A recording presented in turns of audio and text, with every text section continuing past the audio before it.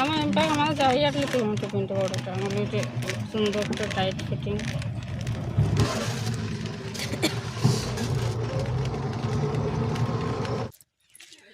এই টোটো থেকে বারবার নামা উঠা বড় মুশকিল তো। একবার গাড়ি নেবো সকালে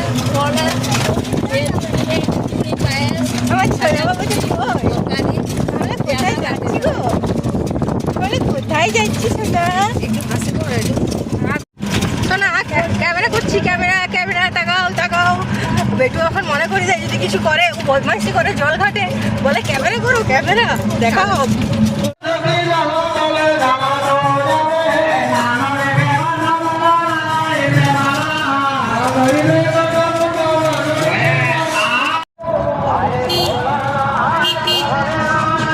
বলছে এত জায়গা গেছি, বলছে বাবার জন্য আমি এরকম রাস্তা দেখিনি।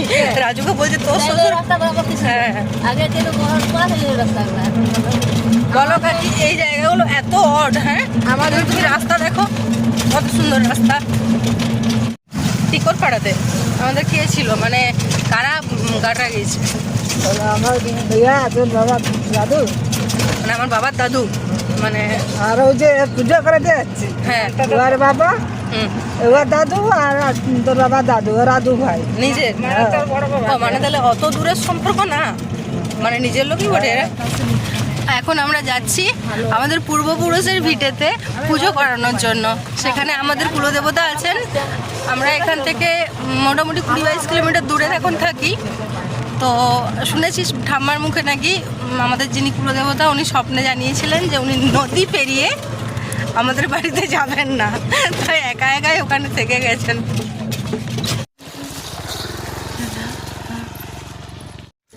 হ্যালো বন্ধুরা, বাঁকুড়া জেলা থেকে আমি অর্পিতা চলে এসেছি আবার একটা নতুন ভিডিও নিয়ে তোমাদের সামনে। আশা করি তোমরা সবাই খুব খুব খুব ভালো আছো আর আমি তো সবসময় ভালো থাকি। তো চলো আজকে দিনটা শুরু করো আমাদের সাথে, আশা করছি ভালো লাগবে। হোঁচট খেয়ে যাচ্ছে।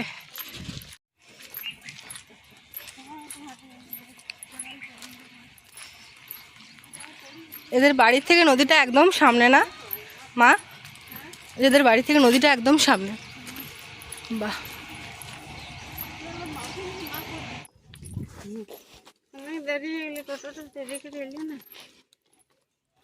পৌঁছে গেছি বাড়িতে। ভালো আছো একটু? ও আচ্ছা,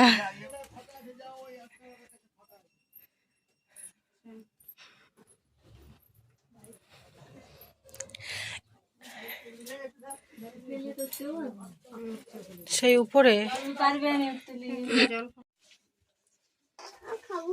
হ্যাঁ ঠিক আছে।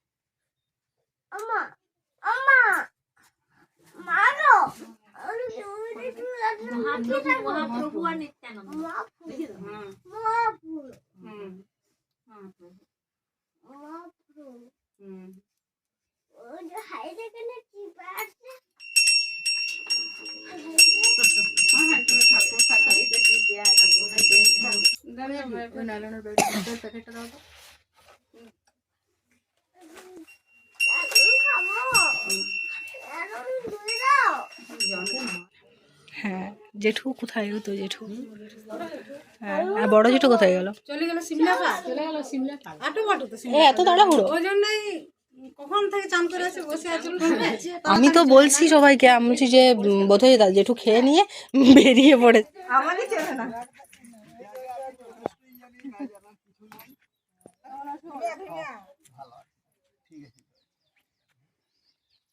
বেটাও তো অনেক বড় হয়ে গেল রে বাবু।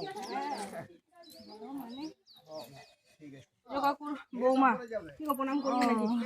না প্রণাম ভালো থাকবে। ছোট কাকুর বেটি আছে, প্রণাম কাউকেই করতে হবে না। আসলে আছে কিন্তু কি হয়েছিল বলো না, টোটোটা তো একে তো মানে কোনো রকমে নিয়ে এলাম, ওই মডেলটি সাইকেল নিয়ে বেরিয়েছিল ওইটি। দিয়ে আবার ওকে সামনে বসে রাস্তাটা খারাপ না, তাহলে বসার জায়গা হলো না বলে দাদা কি চলে এলো নাকি? এই দিকটাই কে হ্যাঁ গো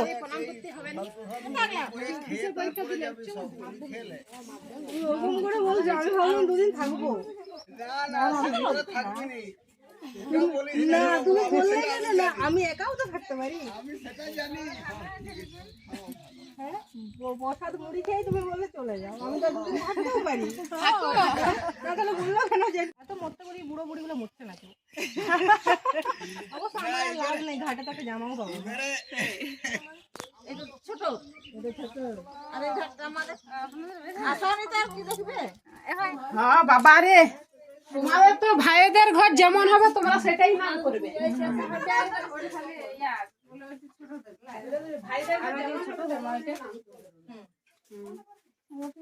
সবাই যদি সুখেই করলে তাহলে দুঃখের ভার কে নিবে? আমরা তো বাবারে তুমি তো আসবে, পূজা দিতে এসছে বলে না গো না আসবো। এখন থাকবে এখানে? হ্যাঁ এখন আছি, এখন থাকবো। আমি একবার গেছিলাম, সে অচিন্ত দাদা আসেনি, ও আর বাবার হচ্ছে সাবজের সময় গেছিলাম, আমি বেরিয়ে পালিয়ে এসেছিলাম। পুজো করানো হলো, পুজো করি আমরা সবাই বেরিয়ে পড়েছি। তো চলো এখানে আবার আমরা দাঁড়ালাম, এই যে কাকিমার ওখানে কাকুর বাড়ি দেখা করতে গেল, আমরা আর গেলাম না, অনেকগুলো আছি বলে যাচ্ছে। এখানে আমরা একটু দাঁড়িয়েছি, ওই যে কাকিমা গেছে দেখা করতে, এখনো পর্যন্ত আসছে না, বাবার বাড়ি বলে কথা। আমরাও আর বাইরে থাকতে পারলাম না, কাকু কাকিমা এরা জবরদস্তি করছে যাওয়ার জন্য, তো অগত্যা আমাদেরও দেখা করতে যাওয়া হচ্ছে।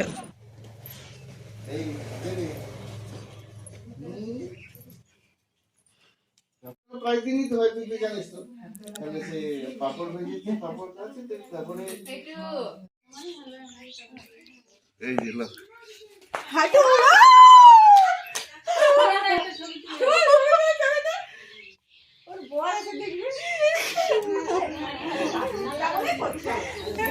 বন্ধ করে বেরোলাম, আবার যাত্রা শুরু করেছি সবাই মিলে, টিং টিং করে লাভ হলো, আমাদের লাভ কিছু কারো হলো না। ও দেখতে পেয়ে আর ইয়াটা কি হলো, কোন দিকে ছিলাম নিজেও দেখতে পাই, সবসময় কোকিল কুহু কুহু করবে, ভোরবেলা করে, বিকালবেলা করে, দুপুরে করে, চৈত মাস নাহলে করবে, বসন্ত তো পড়ে বড় কোকিল। পর এই জাস্ট জামা কাপড় চেঞ্জ করলাম, তো এত রোদের মানে কখনো অনেকদিন বেরোনো হয়নি, তো ওই জন্য একটু কষ্ট হচ্ছে। তো বেশ ভালো লাগলো, অনেকদিন পরে একটুখানি সবার সাথে গেছিলাম বলে আরো বেশি ভালো লাগছে। এবার একটু রেস্ট লাগছে, শরীরটা এমন হয়ে গিয়েছে না আমার, এই বসে থেকে শরীরের অবস্থা যা করে ফেলেছি, খুব কষ্ট হয়ে গেছে রোদটার জন্য, আসলে বিশেষ করে জল তেষ্টা পাচ্ছে, অন্য কিছু না। চলো আসছি, পরে কথা হবে।